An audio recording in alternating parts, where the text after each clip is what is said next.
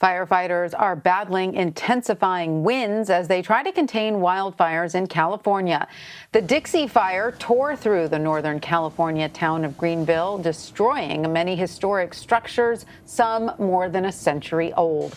The spreading flames have prompted a new round of evacuations for thousands of residents. CBS News correspondent Jonathan Vigliotti is there with more.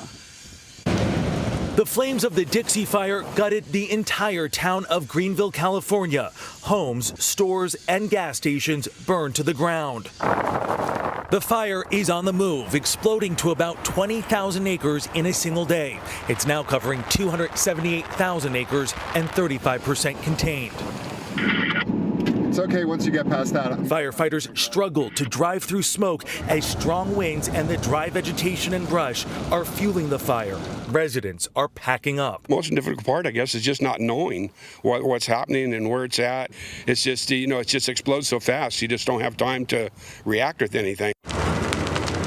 More than 3 hours away, people in Placer and Nevada counties are leaving their homes because of the River fire, some with just the clothes on their backs. Shaking like a leaf, but it's okay. I've got my family together, and that's what's important. Flames created fireballs like this one and damaged as many as 45 buildings. Firefighters worked to create brake lines with bulldozers to prevent more damage. Right up the canyon, in the trees and all of the brush. I'm just concerned that tomorrow I might not have one. CBS News national correspondent Jonathan Vigliotti is on the ground near Greenville, California. Hi, Jonathan. Tell us about the destruction wrought by the Dixie Fire that you are seeing there. Yeah, the destruction is breathtaking. We just arrived here to Main Street, or at least what is left of Main Street here in Greenville. And if you just take a look around me, you can see very little survived when that fire ripped through here yesterday. We're talking about brick and mortar, and the fire burned at such a hot rate that it took some of these buildings down. I'm going to actually have a spin around because I just want you to get a full view. We're really taking this in along with you. It's only a matter of minutes since we've been here. This, we're told, was the Pioneer Cafe. It was a place where this community of about 800 would come, have breakfast and dinner, completely destroyed. Larry, as we walk over here, I just want to show you what's left of this strip of businesses. All of these buildings here, historic, over 150 years old, some of them. A hardware shop over there, you can't even make it out, completely burned to the ground. If you pan over here, and the extensiveness of this is just, I've never seen anything like this in the years I've covered countless wildfires. I mean, you've got another brick building here completely gutted by the flames. Look at this, what was a Masonic temple. The fire again burning so hot, the brick collapsed inside. This fire, the Dixie Fire, 300,000 acres, but it exploded due to just how hot it is, how dry it is, and the wind that picked up yesterday to 20,000 additional acres. This town in the center of all of it. And Tanya, as you look at this, again, we're taking this in. We haven't even really been able to speak with any officials. The big concern is anybody who chose to ride this out, if they did, they were in for one heck of an afternoon. I mean, when you look at these lamp posts, this is another thing that I just find to be incredibly haunting. I mean, we're looking at burned cars everywhere around, but these lamp posts, metal and steel, wilted in the heat of this fire. When you talk to fire officials about the worsening level of these wildfires and just how drastic these wildfire seasons have gotten, they talk about the extent of the heat, just how hot these fires now burn because of all that dry fuel, obviously the hallmark of climate change.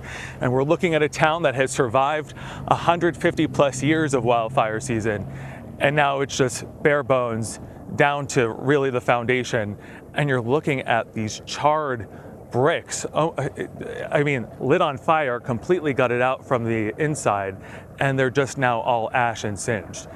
It's really something to take in, and it's a very sad view of wildfire season here in California. The extent of that devastation you just showed us, Jonathan, is astonishing. I mean, to imagine the heat. I hope everyone got out okay. I mean, I know we're talking about all the evacuations. Yeah. Hopefully no one was hurt. But can you tell us a little bit about the status of the broader fight against the Dixie Fire? What concerns do firefighters have about today's weather conditions?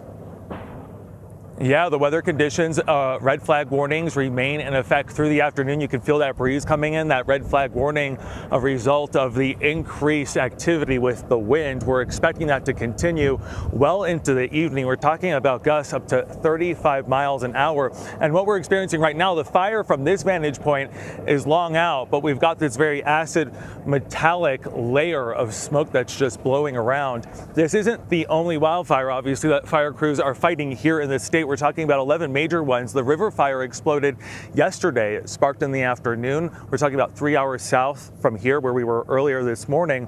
And fire crews were divided because they had to also go and respond immediately to that fire, which exploded to 1,400 acres in only a matter of hours. And of course, homes, as we saw there, were destroyed. Homes here, we're on the main street, but as we drove through, we saw home after home on fire and destroyed. So the cleanup begins, but as you mentioned earlier, you got to really think about anybody who chose to stay here. This fire came in so quickly. We saw some of the video in my earlier piece. It was very difficult for people to get out in the chaos of this fire. My mouth is drying up because there is so much dust in this air right now, and it is metallic that it's actually hard to even talk.